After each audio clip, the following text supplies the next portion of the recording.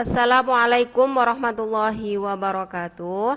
Sebelum kita mulai pelajaran, marilah kita membaca basmalah bersama. Bismillahirrahmanirrahim.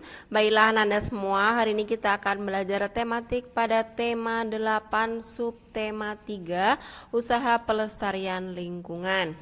Di sini ada kompetensi yang harus dicapai. Untuk pelajaran pertama kita akan belajar materi IPA. Air sangat dibutuhkan bagi kehidupan di bumi. Seiring makin padatnya jumlah penduduk, ketersediaan air bersih sering menjadi masalah.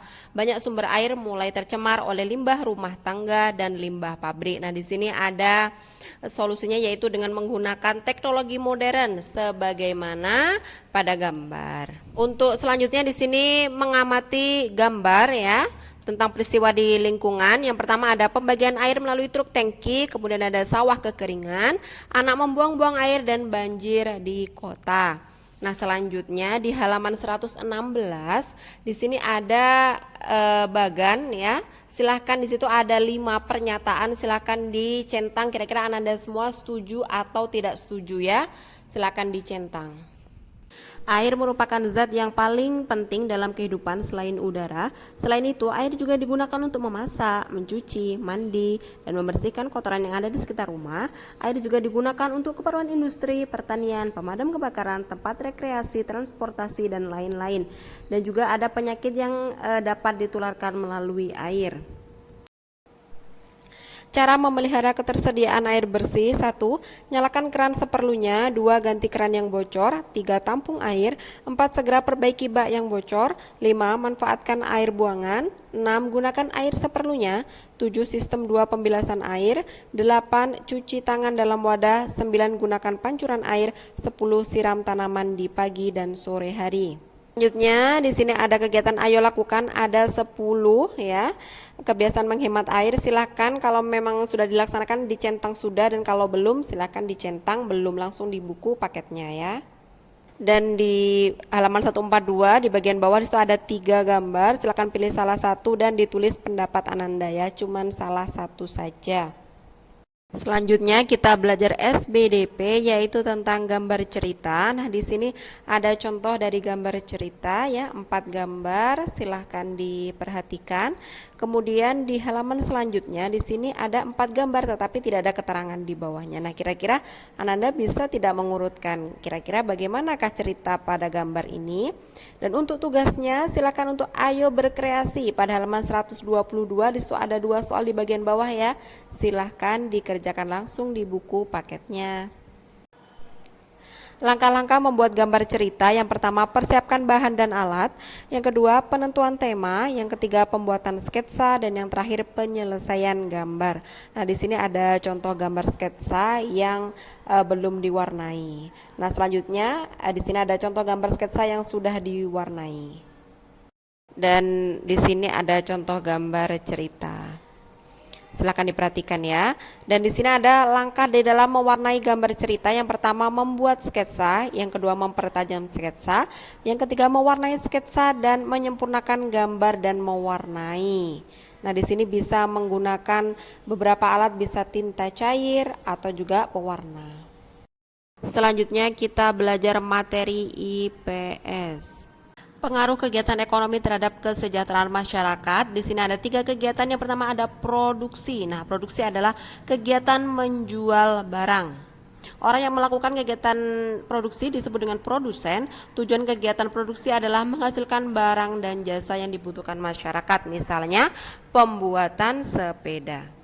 Yang kedua ada distribusi, adalah kegiatan menyalurkan barang. Setelah diproduksi, kemudian sepeda itu dijual.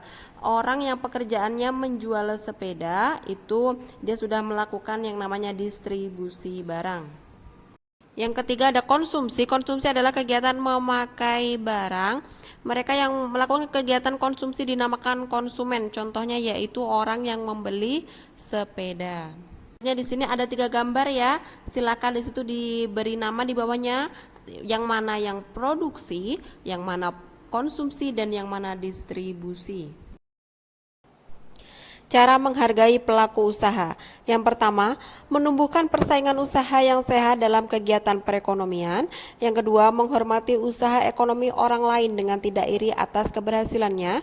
Yang ketiga, menjunjung tinggi setiap jenis pekerjaan yang dilakukan orang lain. Yang keempat, meneladani keberhasilan orang lain dengan meniru sikap positif orang tersebut. Selanjutnya di sini mengenal perusahaan air mineral. Yang pertama ada Namfu Spring Co. Ltd. Nomor 2 ada The Coca-Cola Company. Nomor 3 ada Danone. 4 ada Hangzhou HH Group. Nomor 5 ada Nestle Waters. Selanjutnya kita belajar PPKN. Keragaman dalam ekonomi. Orang dari Pulau Sumatera membuka usaha berjualan pakaian. Etnis Tionghoa menjual kain, orang Sunda menjual kain dan membuka usaha di pasar tradisional. Di beberapa tempat ada yang pasarnya ramai pada pagi sampai sore dan ada juga yang ramai pada malam hari. Dan di sini juga ada contoh pasar wisata yaitu Chinatown di Kota Bandung. Keragaman sosial budaya dalam masyarakat. Keragaman sosial budaya dalam masyarakat merupakan kekuatan. Hal ini tidak terpisahkan dalam kehidupan bernegara. Indonesia terdiri atas beragam penduduk, namun semuanya merupakan satu persatuan. Bersatu bukan berarti melebur perbedaan. Perbedaan bisa dipersatukan dengan indah meskipun bentuknya berbeda-beda. Tujuannya persatuan Indonesia ini tercapai apabila warga berkorban, mereka mampu menyingkirkan perbedaan. Hal itu dilakukan dengan bergotong royong yang merupakan ciri khas bangsa Indonesia. Gotong royong tidak memandang suku, agama, dan juga kekayaan. Semuanya diperlakukan sama. Selanjutnya di sini ada latihan, silahkan dikerjakan ya. Bagaimana pendapat Ananda dari gambar tersebut? Ada anak yang mematahkan satu lidi dan dengan jumlah lidi yang banyak, silahkan ditulis langsung di buku paketnya.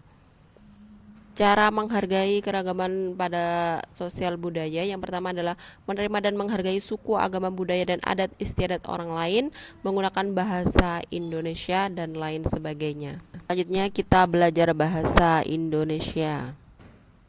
Untuk yang pertama di sini ada dongeng lingkungan hidup yang menggembirakan dan mencerahkan. Silakan dibaca secara mandiri. Dan di sini ada contoh tentang peta pikiran tentang kegiatan ekonomi, ada 3 ya.